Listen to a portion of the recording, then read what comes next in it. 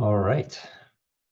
Well, good afternoon, everyone. My name is Andrei Zinchuk. I'm a pulmonary critical care and sleep doc here at Yale, and welcome to our another edition of the New England Sleep Seminar Series, which is a collaboration between Yale, Beth Israel Deaconess, Brigham Women's, Boston Children's Hospital, Tufts, and now Brown Sleep Centers.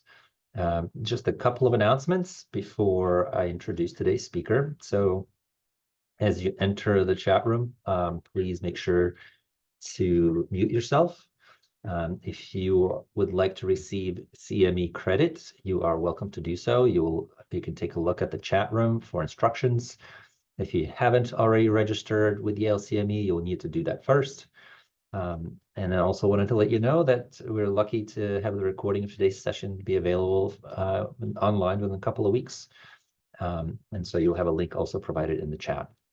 And finally, this is looking to be an exciting talk. So if you have questions during the talk, please make sure to use the chat room throughout the hour. I will be moderating the discussion. And if there's a burning question during the talk, please feel free to raise your hand and we'll address it. And so without further ado, it is a real pleasure to introduce Dr. Sachin Pendharkar from who's a professor of medicine at the Community Health Sciences at University of Calgary, Cummings School of Medicine. And although he completed his medical school training at University of Toronto, he has made University of Calgary his academic home since 2006. Sachin is a distinguished leader in sleep medicine. He's played a pivotal role in advancing models of care for sleep apnea, focusing on equitable access and patient-centered management. He's published over 60 original papers in this area, and his work spans beyond North America. He had a recent analysis that was published on access to models of care in OSA from Australia. He's had consistent research support from the Canadian Institutes of Health Research, the Chest Foundation, and the Alberta Health Sciences Network. He is recognized internationally for his work and is a fellow of both the American Academy of Sleep Medicine as well as the American Thoracic Society. And on a personal note, I had a privilege of working with Sachin on ATS's SRN leadership team, and he led an extraordinary effort to have an amazing output from the assembly on the planning committee. He was the chair of that committee, and his collaborative spirit and forward thinking really made a lasting impact on the assembly and the ATS community. And so I'm particularly excited for today's talk titled Improving Access and Equity in Sleep Disorder Breathing Care. So please join me in warmly welcoming Dr. Pendharkar to the microphone. Thank you very much, Andrei, for that introduction and for the invitation. And right back at you with the kind words. It was a pleasure working with you in the ATS. Really learned a lot from our interactions at the executive when you were the program chair. So thanks everybody for attending. As Andrei mentioned, I'm going to talk about access and equity in sleep disorder breathing care, drawing from work that I've been involved with in Canada, a little bit internationally. So let's go. Oh, screen share. Okay. So I understand you're going to get the text and information around CME in the chat, but here's a slide with my relevant disclosures. Before I start, I'm presenting to you from the University of Calgary, which is situated on the traditional territories of the Peoples of Treaty 7, located in the heart of southern Alberta, which includes the Blackfoot Confederacy, comprising the Siksika, the Piikani, and the Kainai First Nations, the Tsuut'ina First Nation, and the Stoney Nakoda, including the Chiniki, Bears Paw, and Goodstoney First Nations. And the city of Calgary is also home to the Métis Nation of Alberta, Districts 5 and 6. And I personally feel privileged and honored to work and live on these traditional lands. So my objectives for today are to talk about delays for sleep disordered breathing care and what the consequences of those delays might be for patients. I'm going to talk about some models of sleep disordered breathing care delivery that can improve timely and equitable access. And then at the very end, talk a little bit about just sort of scratch the surface on some of the policy and system factors that might impact access to quality care. And I've used the term sleep disordered breathing, but you'll notice a lot of what I talk about relates to obstructive sleep apnea. Obviously, those are not exactly the same, as this audience would know. But As you'll see later on in the talk, I think that when you think about patients that are presenting for care, it's not always clear what's going on at the beginning, and we need to think about our model in a way that it sort of captures the broader category of patients.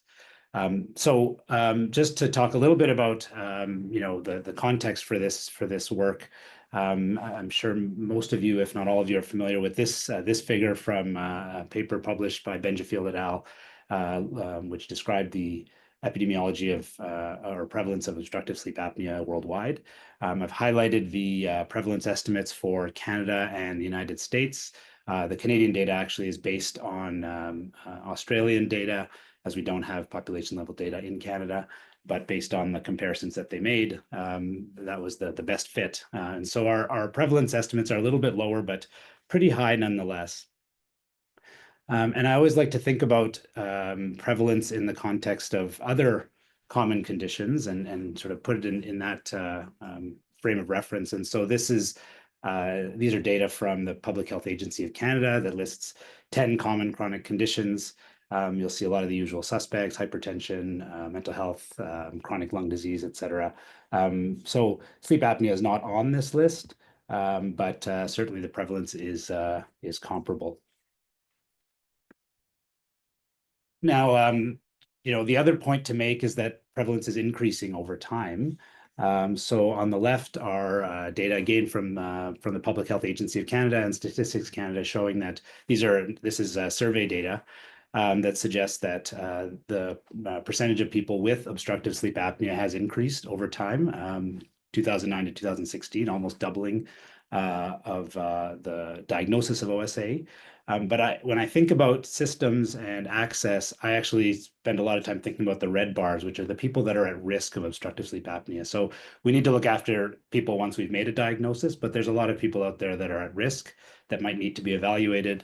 And so, they don't all have sleep apnea, but the real number is probably somewhere in the middle. And that's gone up as well. These data were based on a stop bang questionnaire that was administered to patients, to the population. On the right is some data that we have published based on administrative data algorithms here in Alberta, where I live, the province of Alberta, and suggests that the prevalence of obstructive sleep apnea in Alberta has steadily increased to an approximate 4.6% is the sort of central red line that you can see there. That's the overall estimate, but across age strata, it is increasing over time as well. And this is, as I say, based on administrative data algorithms. I will admit that the algorithms aren't the greatest, but they do give us an idea of what's going on in the province, and certainly there does seem to be an increase. Keep losing my pointer. Here we go. Again, not new to the group here. This is a costly disease. Depending on how you calculate the cost burden, you get slightly different numbers. The data on the left from Australia, and then many of you will be aware of the American Academy of Sleep Medicine white paper from 2016. However you want to look at it, we're talking about billions of dollars per country, and in terms of per person cost, we're talking about several $1,000s once you factor in not just the comorbidities that we often think about, but things like productivity, accidents, et cetera. And in the Australian data, things like lost income and well-being. So it's expensive. And we have treatments. This is the result of a health technology assessment that I had the privilege to be a part of a few years ago now, that looked at various treatments for obstructive sleep apnea and their cost effectiveness, and demonstrated that indeed we have cost effective treatments. Back in 2017, CPAP, mandibular advancement devices, and surgery. We now have other treatments that are available. Hypoglossal nerve stimulation is obviously a big one, not available in Canada currently, but nonetheless, it just reminds us that we have treatments that are effective and are cost effective for this common disease. So, we have a common disease, lots of consequences, both to individual health and society, and effective treatments. Problem solved, right? Let's go home, have a coffee or a nap, whatever you choose. Well, I wouldn't be here if that was the answer. Obviously, I spend a lot of time thinking about access to care. And so the story for me starts back in 2004. when this is actually before I was in pulmonary and sleep training, but my colleague Ward Flemons here at the University of Calgary published this paper with some other colleagues from 4 other countries.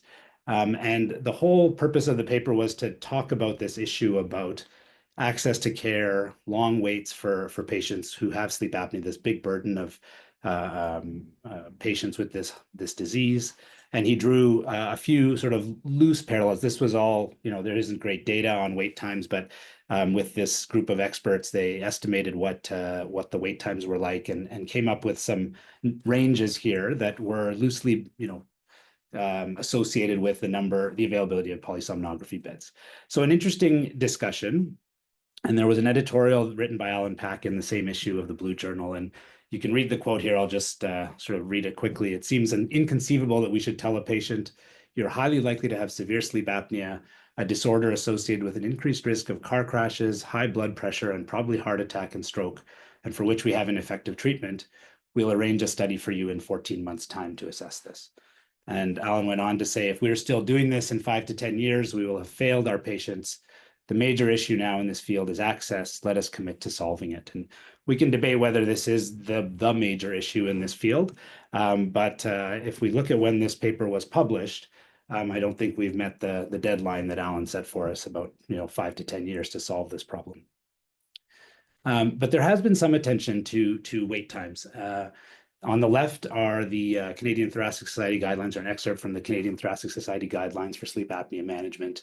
On the right is an excerpt from the American Academy of Sleep Medicine quality measure for sleep apnea management. And the bottom line here is that depending on risk in the Canadian guideline, the wait time target for assessment of a patient with sleep apnea is 4 weeks, up to 6 months for all comers. If you look at the American document, the recommendation is that all patients have an assessment of the severity of their disease within 2 months of initial evaluation. So it gives us an idea that we're talking, 1, 2, maybe up to 6 months for patients to be assessed. Now, as I mentioned, there isn't a lot of data, but my colleague Marcus Povitz, who is now in Calgary as well, but at the time was working in London, Ontario, published this paper where he used health administrative data in Ontario to estimate how long people waited for various aspects of sleep apnea care. And so the left-hand column describes the wait for polysomnography. You can see a lot of numbers that are over 200. So we're really not meeting the 6-month target for all comers. In fact, it's more like 7 or 8 months. And then once patients have a diagnosis, they were waiting another 2, 3, 4, 5 months for CPAP. So this is a province, Ontario, where many of us in Canada think that's where access is really good. But these data would suggest maybe not so. And Marcus went on to demonstrate that there was regional variability. So the map here, the darker boxes represent areas where patients, there was a higher proportion of patients waiting less than 6 months. So, generally speaking, the access was a little bit better in some of the larger centers. But if you look at the legend, the darkest boxes indicate that the proportion of patients waiting less than 6 months, it's 41% or more. So it says even in those high, regions with greater access, it's still less than 50% of the people that are actually meeting the target that had been set by our Canadian Society. So we've looked at this a little more recently, and this is just hot off the press in the Journal of Clinical Sleep Medicine. We compared the results of a Canadian survey that we performed, I want to say about 3 years ago now, with an Australian national survey. And there's a lot of data here, so I would encourage you to read the paper. There's actually a lot around the models of care, how patients are accessing care, who they're engaging with, what sorts of treatments. But I'll just highlight sort of the first 2 columns, the total cohorts. We've broken it down. So in the top portion of this, we talk about the time that it takes for patients to even seek care for obstructive sleep apnea. Quite a range there. And you'll see that, in Canada, 46% wait over a year and 14% wait over 5 years to seek care. Not the focus of today's talk, although I'm happy to discuss it later. When we move to the next group of data around the time from first assessment to diagnostic test, we see that, a lot of patients do get care within the first 3 months, but, there are at least 15% of patients in Canada that are waiting 6 months or longer to get a diagnosis of obstructive sleep apnea, or at least to get a test to assess whether they have it. Treatment looks a little bit better, although again, there are some patients that wait a long time. And what we learned is that there are similar problems in Australia. They have it a little bit better, it seems, in terms of access. But just reminds me that we there's still work to do in this area. And I'll talk a bit about the urban-rural differences later. We have some other data to share around that. So why does it matter? I mean, aside from the fact that it's nice to provide care in a timely way, I certainly, as a director of our sleep clinic, our sleep program here, get stressed when I hear about the wait list that keeps growing. But for patients, why does it matter? Well, this is a study that we published from secondary analysis of a randomized trial we had conducted here at our center, where in this analysis we looked at the relationship between the time that patients waited from referral to initiate treatment and their adherence to therapy. And so what we found was that if you looked at the adherent versus non-adherent patients using the 4 hours, 70% of nights criteria, we found the patients that waited longer tend to be, the patients that were non-adherent tend to have waited longer for their care.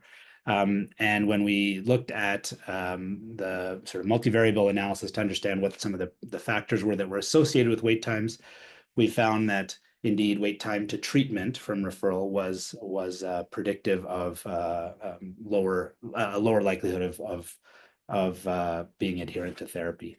Now, one of the criticisms of this is, well, maybe the patients that weren't using therapy were also not that engaged in their care. It's actually difficult to tease out patient factors and system factors. So is the patient waiting because they just don't want to book their appointment, or is the system actually not ready to take them on? And that's hard to tease out. As a surrogate of that, we looked at missed appointments. So, were patients who were not adherent to therapy also missing appointments for clinic or for their polysomnography, and those were not significant. So, it does not confirm that that's not an issue, but it suggests that maybe there's other factors to consider.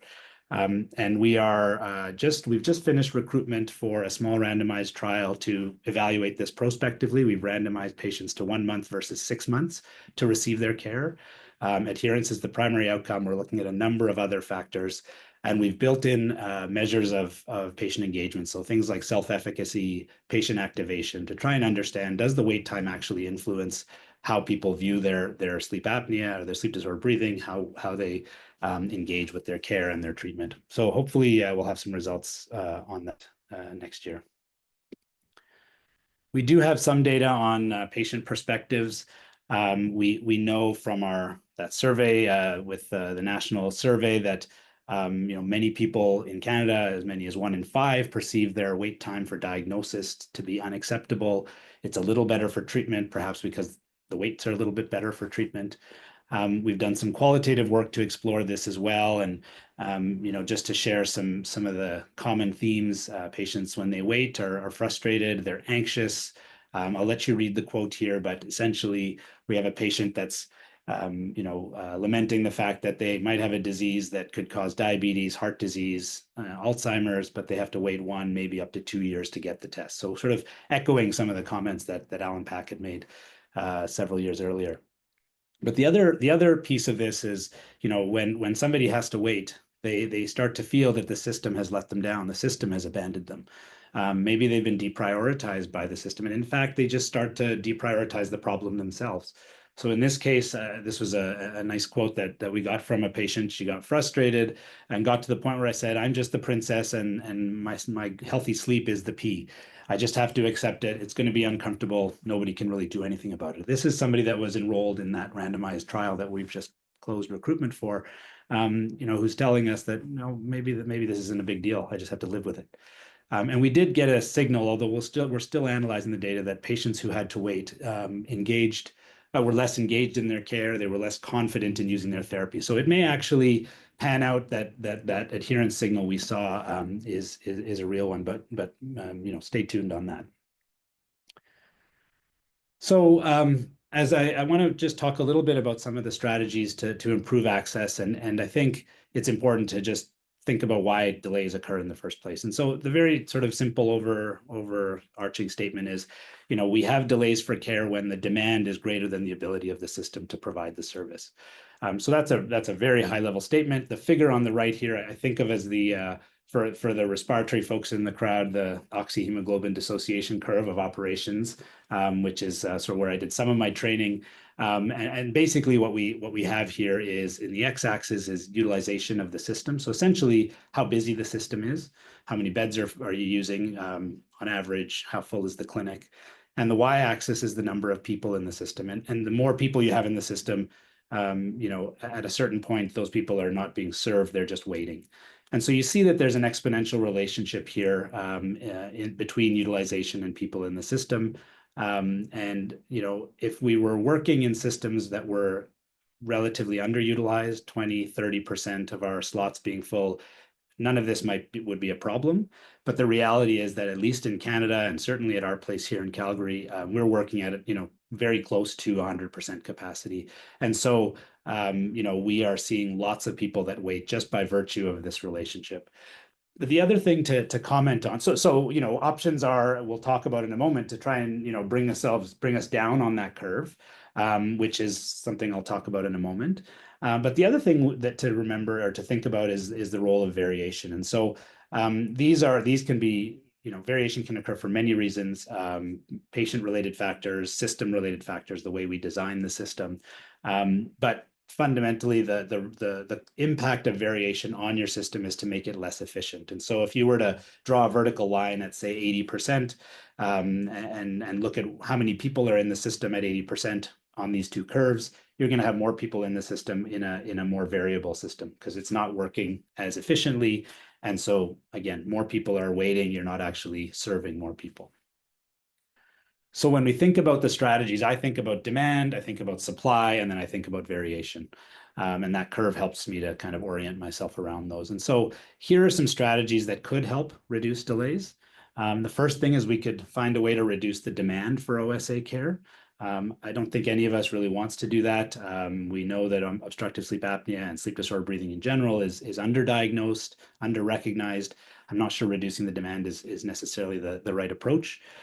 We can look at increasing supply. I think a lot about provider supply, but testing supply is something to think about as well. I think home sleep apnea testing has helped a lot in that regard. We can increase our pulmonary and sleep physician workforce. That's tough to do. I just was looking at the recent American Match data. It sounds like the number of sleep fellows matched is at a record high. So that's really good news. But is it enough to actually manage this huge burden of disease? I'm going to talk a little bit more about alternative care providers, so non-physician providers, and also a little bit about primary care management of obstructive sleep apnea, because I think we're going to have to think more broadly than just what's in our clinics as we go forward. And finally, we can look to minimize that variation, so standardized clinical care to improve efficiency of systems. I'll talk a little bit about that as well. So this is another paper that I was just in my sleep fellowship when this was published, and another one that helped really motivate me to get involved in this area. So this is a paper from the late Nick Antic out of Adelaide, and I'm sure most of you will be familiar with this paper. It was a randomized trial looking at the sort of traditional model of obstructive sleep apnea care. So patients who would undergo, who would be managed by physicians using diagnostic and treatment polysomnography versus a more streamlined nurse-led model where patients had ambulatory testing, nurses as the primary provider of their sleep apnea diagnosis and follow-up, and ambulatory CPAP titration. So there were a couple of interventions there, but the primary piece that was reported here was the nurse-led care. And what they found was, this was a non-inferiority study, that using the primary outcome of Epworth, a change in Epworth Sleepiness Scale score, there was non-inferiority was achieved. Their adherence was very comparable. Patients actually were more satisfied in the nurse-led arm with the time that was spent with them by the provider, the explanations that were provided. And when they looked at healthcare resource use, as you might expect, there were fewer physician visits in the nurse-led arm. There were some because patients could move over to see a physician if needed. There was more nursing time. Again, that's probably not surprising. And overall, the model was less costly. Now we have to, there's a caveat there, which is that in the physician arm, patients had polysomnography, whereas they didn't in the nurse-led arm. But suffice it to say that there may be some cost benefits here, and there isn't a sort of detailed reporting of that, unfortunately, in that study. So we have had issues at our clinic here with access, and a lot of our patients are kind of on the severe spectrum, so severe OSA, hypoventilation, and so we designed a similar study here with a few key differences. So first of all, we don't have nurses in our clinic. We have respiratory therapists who have experience in sleep medicine. And as I mentioned, the population is a little more severe. So we randomized patients to sleep physician versus assessment by an alternative care provider with physician oversight. And I'll talk about that in a few minutes, but the main reason for that is just the complexity of the patients that were enrolled.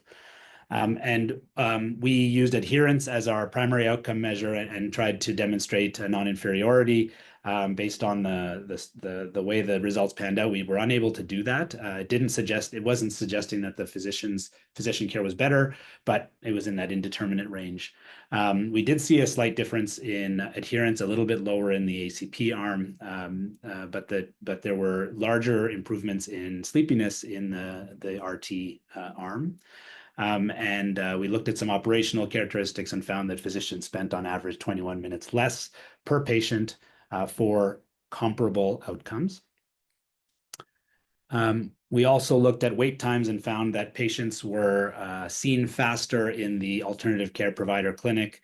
I should have mentioned that the way we had this set up was kind of like a resident and attending model. So if I'm the attending sleep physician in the ACP clinic, there would be 3 RTs, each seeing a small list of patients. They would do the assessment, come talk to me, we'd review the case, I would go meet the patient, we'd finalize the plan, and then go from there. And all the follow-up in both arms was pretty much done with ACPs. So by virtue of less time for me, but also getting patients in faster, because I was seeing more patients in a clinic, we were able to demonstrate some efficiencies there. The data I just presented was at 3 months. We're just working on our 1 year follow-up data and an economic evaluation. And so these are the results of the economic evaluation I'll present today. So this is the incremental cost effectiveness plane to orient those that aren't familiar. On the x-axis is your quality adjusted life year effects. And so to the right of the center is benefit. And in the y-axis is cost. Below the center line is less costly. And so you want all of these dots, as many of these dots as possible, to be in that lower right quadrant, which is what we found. Our incremental cost effectiveness ratio is negative $5,465 per quality adjusted life year. So cost saving and beneficial in terms of quality, in terms of patient reported outcomes. Framed another way, this is something called the cost effectiveness acceptability curve, which basically allows you to set a willingness to pay threshold and then determine what the probability is that your model will be cost effective. So $50,000 per quality is often used as the benchmark to determine that an intervention is or isn't cost effective. If we use the $50,000 threshold, then the likelihood that the ACP model is cost effective is 89%. And even if we don't want to pay anything per quality, the model is 57% likely to be cost effective. So this is very promising. We're still working on the manuscript to hopefully publish it soon, but very promising in terms of the cost effectiveness of this model. So there are considerations when you're implementing a model like this. First is, who are the alternative care providers? As I showed you, there's nurse models, there's RT models. Ours is an RT model. You have to look at the expertise and the scope of practice of those providers. And so because our patient population, first of all, they were respiratory therapists, so don't have the same medical training, and also the complexity of some of the patients. We required a physician to still be in the clinic for those initial assessments. And so to some degree, access was still dependent on the physician being available. But that's okay. We were able to see more patients and get more patients through. There might be some additional visits generated for non-sleep disorder breathing issues, or if patients want to be seen for their respiratory issues with the physician. And so again, it might generate some additional clinic load. But one of the real highlights of this program is the opportunity for continuing education. So around the same time, we established something called the sleep boards, where we basically have case review with the RTs, the physicians, and our lab techs. And we used to do them every 2 weeks. We're currently doing them every month. The fellows and trainees are involved as well. And really, it's an opportunity to present cases, get everybody's perspective on the various aspects of diagnosis and management. And when needed, an opportunity to review protocols that we have to guide everybody's role and revise them as needed. And so that brings me to the next point, which I think is an important consideration, is the liability piece. So who's responsible for what? So I looked into this before we set up the clinic. And ultimately, what I learned was from our regulatory body and our sort of malpractice provider, insurance provider, is, as long as you have well-established policy and procedures, and it's the appropriate amount of supervision, not clearly defined, admittedly, then it's okay to run a model like this.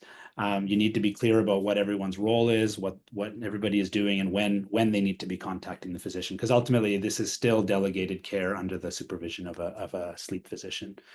And then finally, cost. As I said, it's cost effective, but there is some upfront cost in terms of getting the people some upfront sort of training to get them on board with the program. And because you're really stretching the provider a little bit out of their comfort zone in terms of the care, but with appropriate supervision and training, it has worked well for us. Now, that's the model we used. I just want to highlight that there are other models like this, and there may be examples from the clinics that all of you are in. This is one that Luke Donovan has been working on in the VA system, something called the referral coordination team. And so the idea here was that you had non-expert nurses using some decision support tools to complete initial consults for uncomplicated sleep apnea. These are some of their initial results. So the idea being that, again, you have a non-physician provider providing that initial care.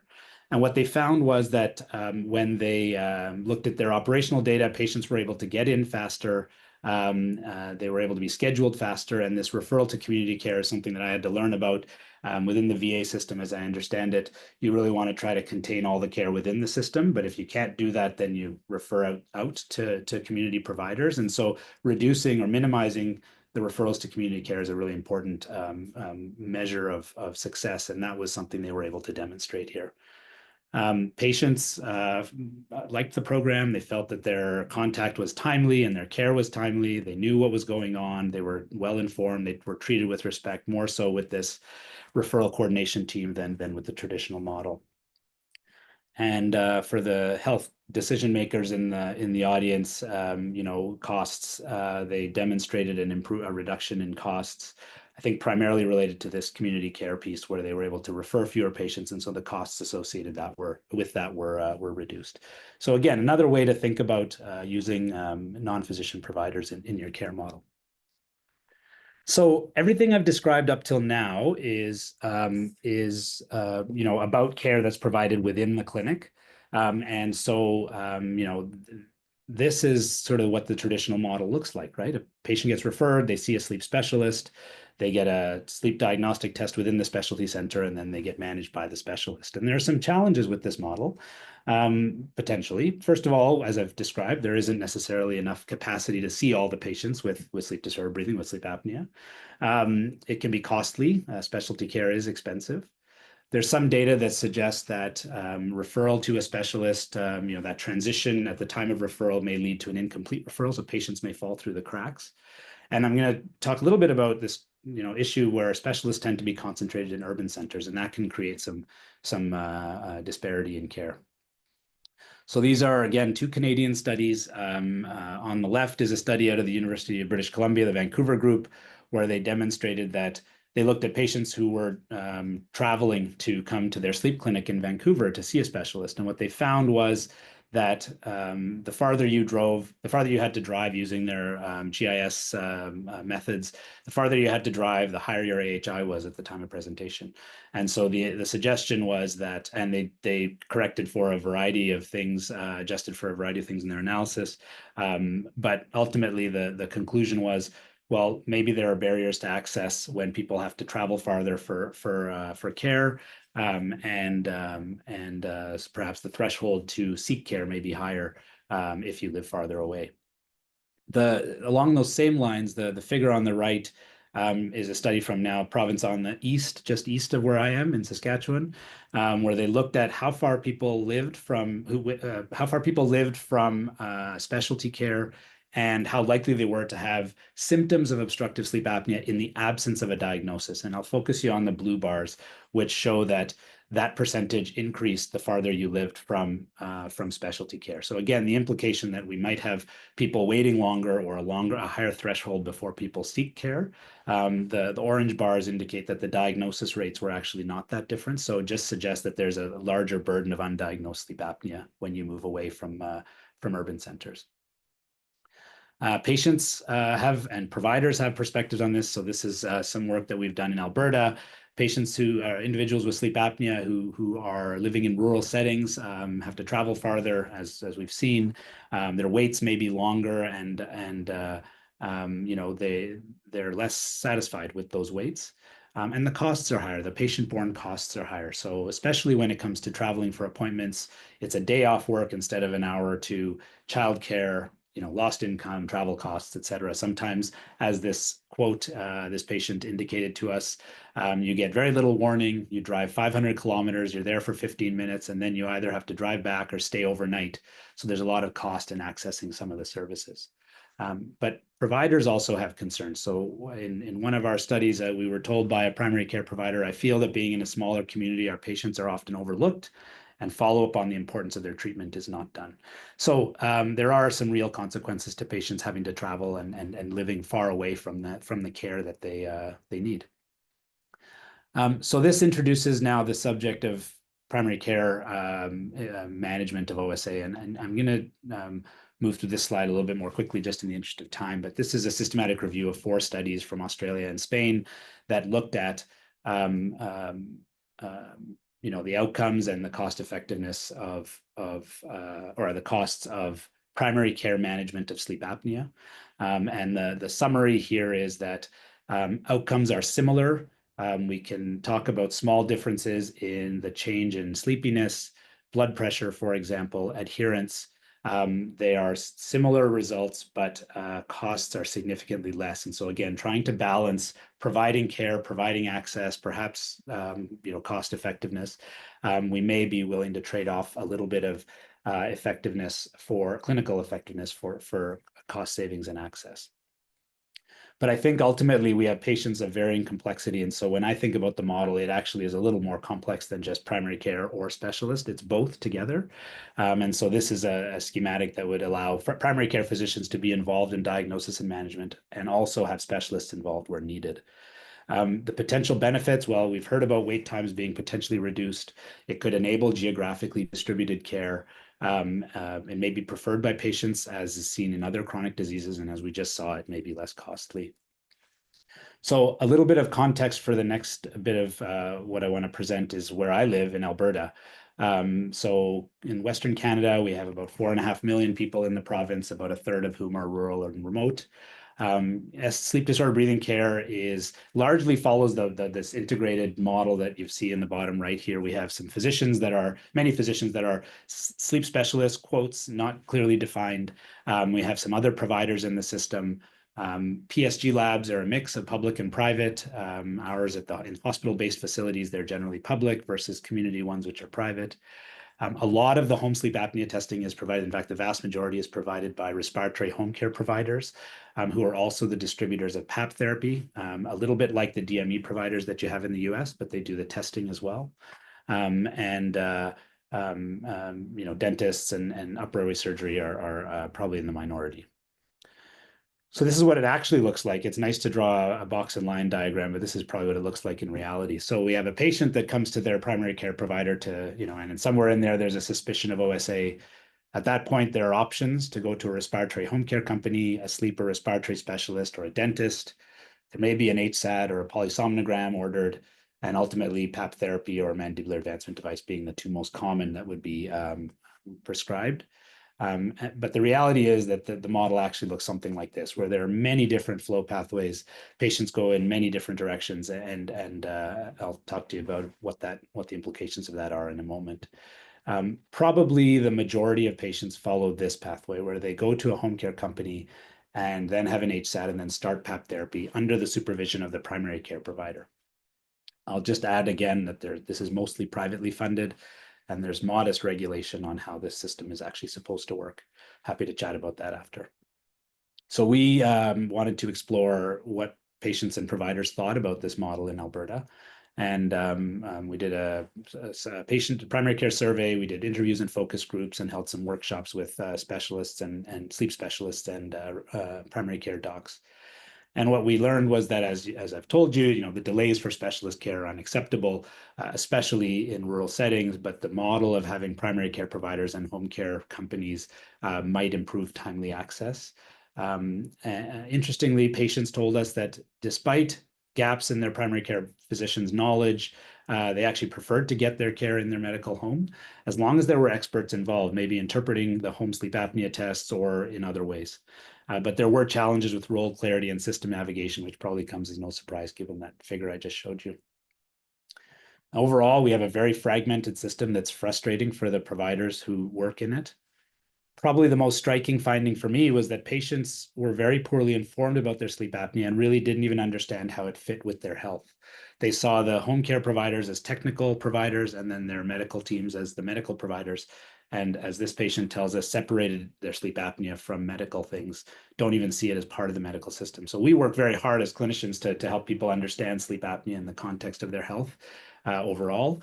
But the system that we have, at least here in Alberta, is working counter to that.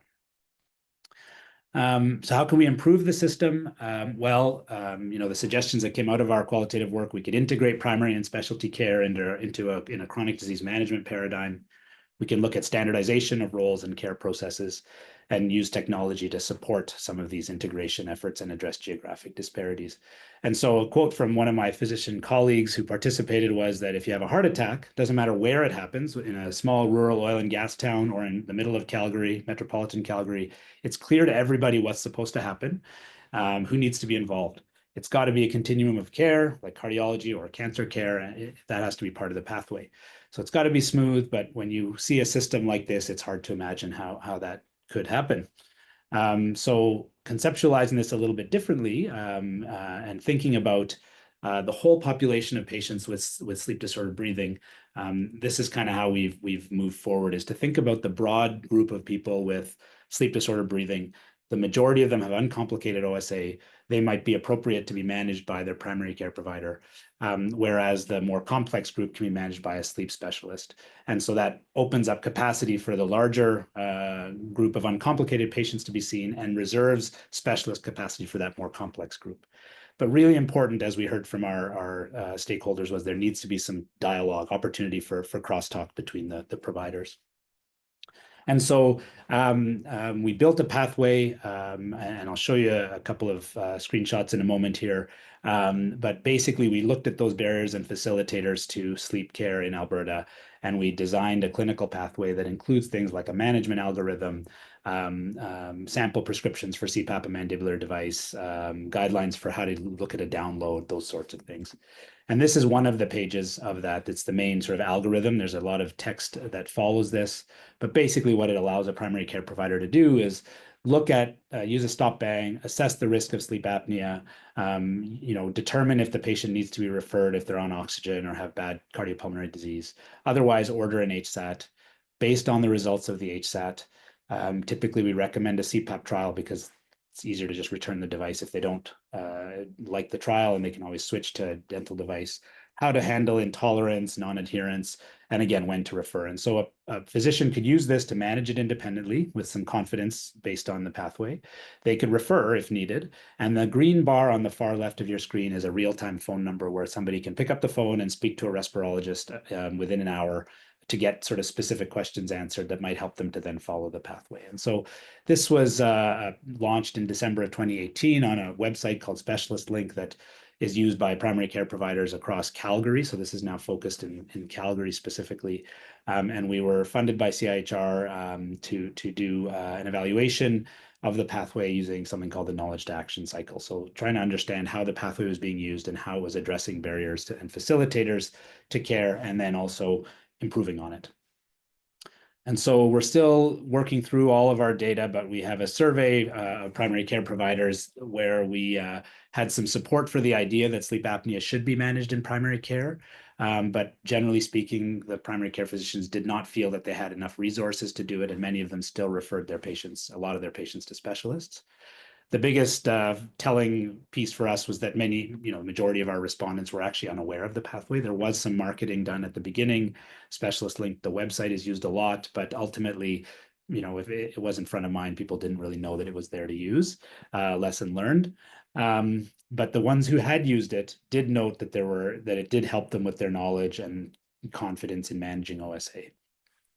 We're just still analyzing our interview data, and we did some usability testing as well of the pathway as it exists, and we're going to be rolling this out. We're going to be analyzing those data and eventually rolling it out provincially in the next year.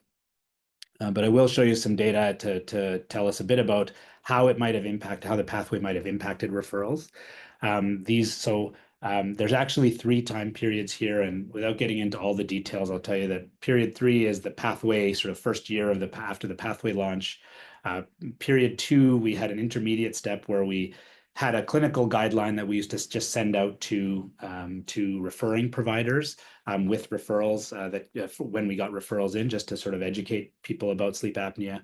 Period 1 was sort of at the beginning before any of this, when we just took all the referrals in and just put them in line, to be honest.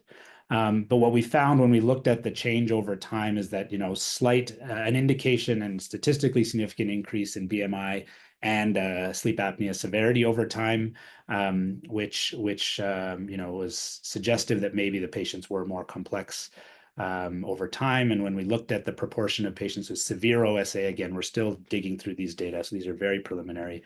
We see that perhaps in line with when the pathway was launched, we had an increase in the severity of patients, the proportion of patients with severe OSA who were presenting or referred, to our center. Have to reconcile that with the fact that perhaps a lot of people didn't actually know about the pathway, but still sorting through that. So in the last couple of minutes, I just want to talk about some of the policy pieces. And so I realize we're a little bit tighter on time. I'm just going to spend a couple of minutes on this. But the other piece that's important here, I believe, is that we have a mixed system of public and private funding. This is what it looks like in Canada.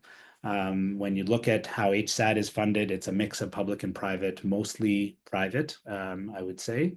Polysomnography, a little bit better in terms of public funding, except my province, where there still is a lot of private polysomnography. And when you look at treatment, it's pretty much CPAP, and it's pretty much only in 3 out of 3 provinces out of 10 provinces and 3 territories. And so there's quite a mix of funding models. This can be a problem. This was a commentary that some colleagues and I wrote in the Canadian Medical Association Journal about this reliance on private funding for sleep diagnostic testing and OSA treatment. Potential consequences, well, I've described some barriers to OSA diagnosis when labs and specialists go to where market forces dictate as opposed to where the need is. There are potential inequities in access to sleep apnea treatment depending on where you live.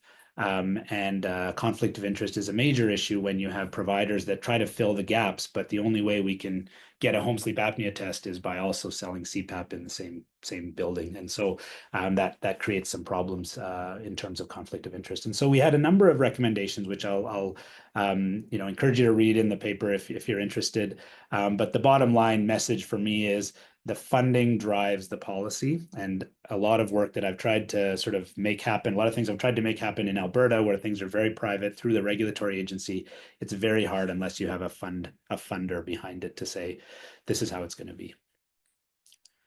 Following that commentary, we did the national survey that I mentioned earlier. This is the first analysis from that. A fairly representative sample, 600 patients, about 500 were through market research companies, and reasonably representative of the provinces. And we broke the analysis down by whether the provinces had CPAP funding or not. And what we found is that the models of care definitely differed in the two groups. So if you were from a province where CPAP was funded, then there tended to be more use of polysomnography and specialty care. I think that's a function of Ontario, where they don't actually have home sleep apnea testing.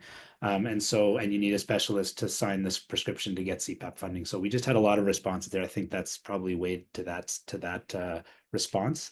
But overall, if CPAP is what's funded, then you don't have as many treatment options that are offered, but follow-up seemed to be more consistent. And if you were from a province without CPAP funding, well, you were more likely to follow an ambulatory pathway, often private. Cost was a stronger consideration in selecting treatment. Again, none of it's covered, so you pick what is perhaps fits within your budget.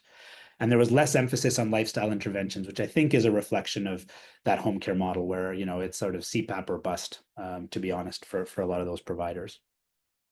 So there's more to do here, but this was sort of our initial look at how patients were accessing the system depending on where they lived.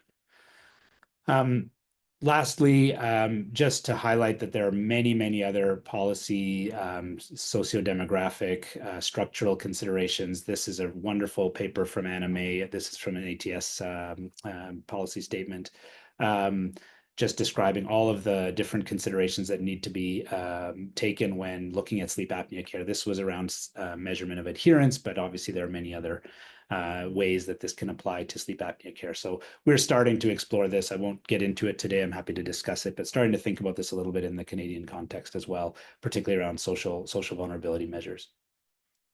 So I'll stop there. Again, just to highlight that I think there are still challenges. There's still work to do to improve access. There are some strategies to try and implement, but we really need to think about how we implement them and evaluate the implementation to do it properly. And then sort of stepping back a little bit, just think about the policy implications to enable sustainable improvements in access. So I'm happy to take questions. I just acknowledge the funders and many, many collaborators and trainees and team that have helped with a lot of this work. Thank you very much for your attention. I'm sorry I ran over a little bit.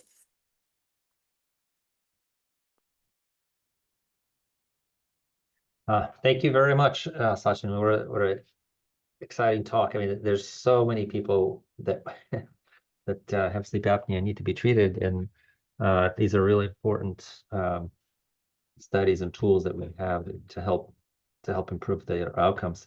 If just for the audience, if you have questions, please either raise your hand or put them in the chat. I actually will start us off. I wanted to ask you a question. I mean, especially for the divide between the rural and the urban areas.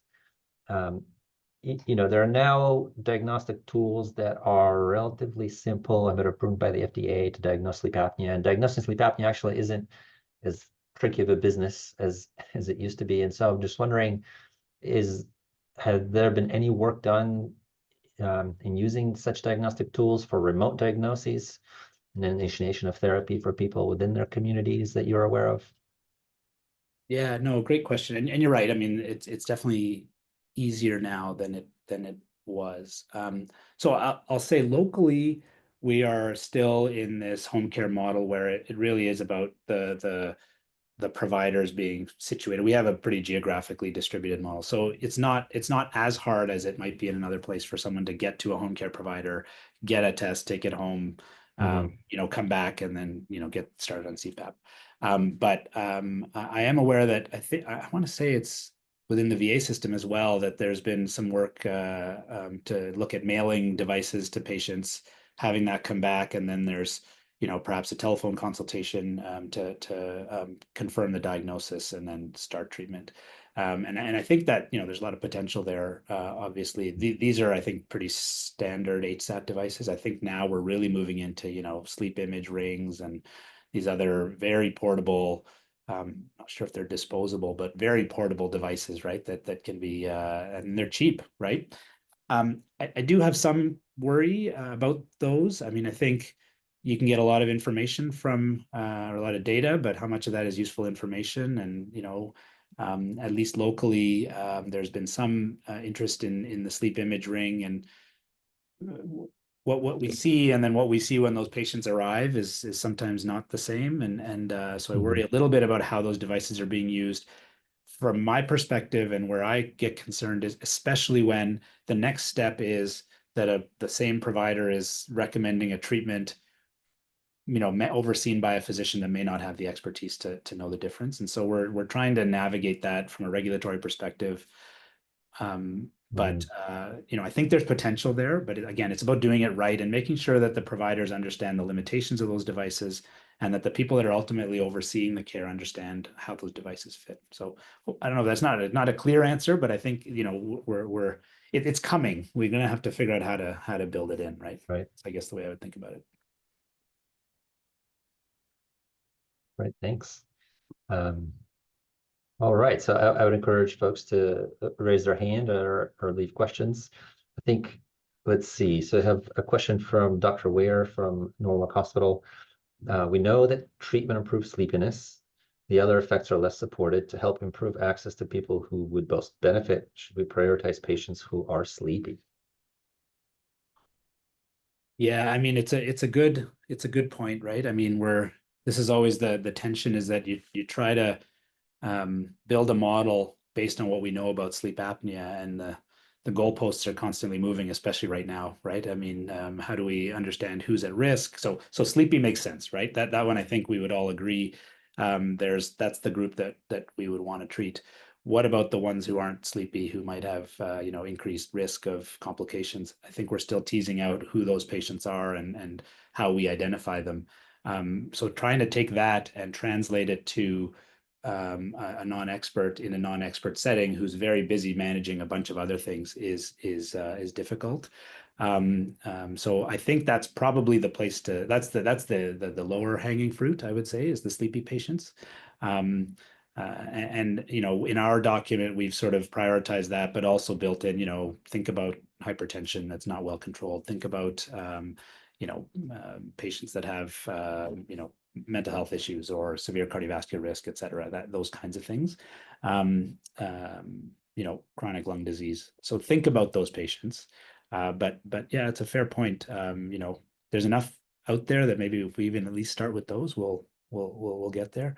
I do think, though, that patients don't come to sleep centers unless somebody thinks they have sleep apnea. And the ones who are not sleepy are the ones we might miss if we focus on the sleepy patients, right? Because they just truck along in their primary care setting without anybody thinking about sleep apnea. So probably has to be a bit of both. Yeah, no, that's a great point. And with prevalence of sleep apnea of 1 in 7 human beings, it seems like it'll be really tough for the system to absorb treatment for all of those individuals, and many of them may not even need treatment. Absolutely. Absolutely. So and very I mean, good. that's Well, the other piece, right? That's the other piece of this, is that some of what we've heard from family physicians is it just helps me to understand when the patient doesn't need to be treated, right? So I didn't talk about that here, but in our model, patients often come back, you send them for a test, they come back with a CPAP. That's what we've heard from family physicians because of the way the model is structured. So it empowers the family physician to say, hey, I actually don't think they need to be treated. I'm going to talk to the patient. The pathway kind of reminds them to be involved along the way, as opposed to sort of checking a box and then, picking up the pieces later. Anyway, it's a really great point. yeah, very good. All right. Well, thank you very much, Sachin. That was a wonderful talk. So glad to have you here. And what a great way to close out the year. We will return with our next session on January 8th. Looking forward to that. Hopefully everybody has a great holiday break and Happy New Year. And we'll see you guys in 2025. Thanks very much. Have a good day, everyone.